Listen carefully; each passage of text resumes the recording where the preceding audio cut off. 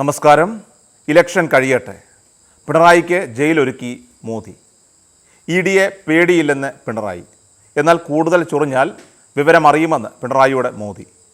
എല്ലാ വഴികളും അടയുകയാണ് കേരള മുഖ്യമന്ത്രി പിണറായി വിജയന് മുൻപിൽ.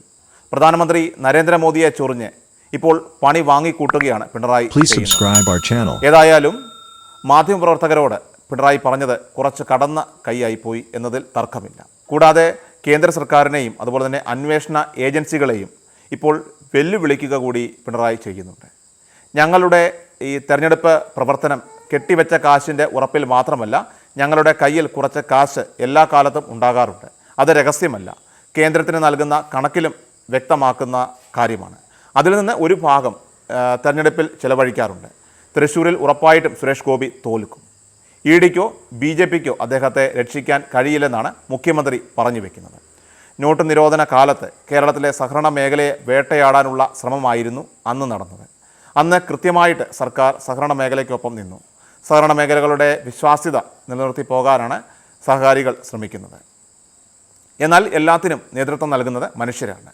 ചില ഘട്ടത്തിൽ സാധാരണയിൽ നിന്ന് വ്യത്യസ്തമായ സമീപനം അവർ സ്വീകരിക്കുന്നുണ്ടാകും. അതിൻ്റെ ഭാഗമായിട്ട് ചിലർ വഴിതെറ്റിയ നിലപാടുകൾ സ്വീകരിക്കുന്നുണ്ട്. അത്തരക്കാരോട് ഒരു വിട്ടുവീഴ്ചയും ഉണ്ടാകാറില്ല. കരുവന്നൂർ ബാങ്ക് തട്ടിപ്പ് വിവാദത്തിൽ പ്രധാനമന്ത്രിയുടെ ആരോപണങ്ങൾ തെരഞ്ഞെടുപ്പ് ആയതുകൊണ്ടാണെന്നും മുഖ്യമന്ത്രി പറഞ്ഞു. കരുവന്നൂർ ബാങ്കിൽ 117 കോടി നിക്ഷേപം തിരികെ കൊടുത്തു. 8 കോടിയോളം രൂപയുടെ പുതിയ വായ്പ നൽകി. 103 കോടി രൂപ വായ്പയെടുത്തവർ തിരിച്ചു നൽകി. തട്ടിപ്പ് കണ്ടെത്തിയത് സംസ്ഥാന സഹകരണ വകുപ്പാണ്. കുറ്റക്കാർക്കെതിരെ വിട്ടുവീഴ്ചയില്ലാത്ത നടപടി സ്വീകരിച്ചതും സംസ്ഥാന സർക്കാരാണ്.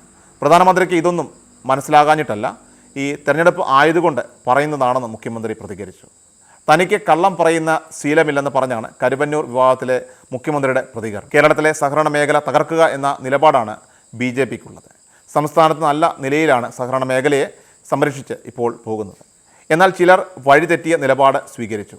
ഒരു വിട്ടുവീഴ്ചയും വകുപ്പും സർക്കാരും നൽകിയില്ല. കരുവന്നൂർ ബാങ്ക് സാധാരണ നിലയിൽ തന്നെയാണ് ഇപ്പോൾ പ്രവർത്തിക്കുന്നത്.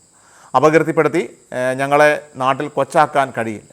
തട്ടിപ്പ് കണ്ടെത്തിയത് സഹകരണ വകുപ്പാണ്. പ്രതികളുടെ സ്വത്ത് കണ്ടെത്താൻ നടപടിയും സ്വീകരിച്ചു. എന്നാൽ മുഖ്യൻ്റെ ഈ വാദങ്ങളെല്ലാം തള്ളിക്കളയുന്ന രീതിയിലുള്ള വാർത്തകളാണ് മുഖ്യനും അതുപോലെ തന്നെ ശിങ്കിടികളും മകളും ചേർന്ന് ഇപ്പോൾ നടത്തിയ അഴിമതിയുമായിട്ട് ബന്ധപ്പെട്ട് പുറത്തു വന്നുകൊണ്ടിരിക്കുന്നത്. അതുകൊണ്ട് തന്നെ ഈ തള്ളിമറിക്കൽ ജനങ്ങൾക്ക് ചിരിച്ചു തള്ളാനുള്ള ഒരു കാര്യമായി മാത്രമായിട്ട് ഇപ്പോൾ മാറിയിരിക്കുകയാണ്. കരുവന്നൂരിൽ തന്നെ PK ബിജു ഉൾപ്പെടെ ഉള്ളവർ പിണറായിക്കെതിരെ മൊഴി നൽകി വരുന്ന സമയത്താണ് മുഖ്യമന്ത്രി ഇത്തരം പ്രസ്താവനകൾ ഇപ്പോൾ ഇറക്കുന്നത്. ഇക്കഴിഞ്ഞ ദിവസം പ്രധാനമന്ത്രി സുരേഷ് ഗോപിക്ക് അനുകൂലമാകുന്ന മറ്റൊരു തീരുമാനവും പ്രഖ്യാപിച്ചിരുന്നു. കരുവന്നൂർ സഹകരണ ബാങ്ക് തട്ടിപ്പ് കേസിൽ പണം നഷ്ടമായ നിക്ഷേപകർക്ക് അത് തിരികെ നൽകാനുള്ള നിയമസാധ്യത അത് പരിശോധിക്കുമെന്ന് പ്രധാനമന്ത്രി നരേന്ദ്രമോദി കഴിഞ്ഞ ദിവസം വ്യക്തമാക്കിയിരുന്നു.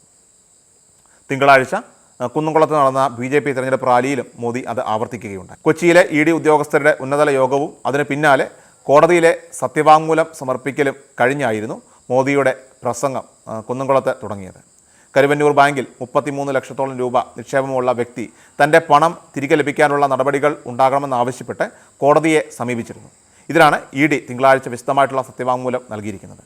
നിക്ഷേപകനെ പണം തിരികെ നൽകുന്നതിന് നിയമപ്രകാരമുള്ള നടപടികൾ പരിഗണിക്കാവുന്നതാണെന്നും ED കോടതിയെ അറിയിച്ചു. ക്രിഷ്യൽ മീഡിയ എല്ലാ ദിവസവും വാർത്തകൾക്കും അറിയിപ്പുകൾക്കുമായി യൂട്യൂബ് ചാനൽ സബ്സ്ക്രൈബ് ചെയ്യുക, ഫേസ്ബുക്ക് പേജ് ഫോളോ ചെയ്യുക. വാർത്തകളുടെ നോട്ടിഫിക്കേഷനായി ബെൽ ഐക്കൺ എനേബിൾ ചെയ്യുക.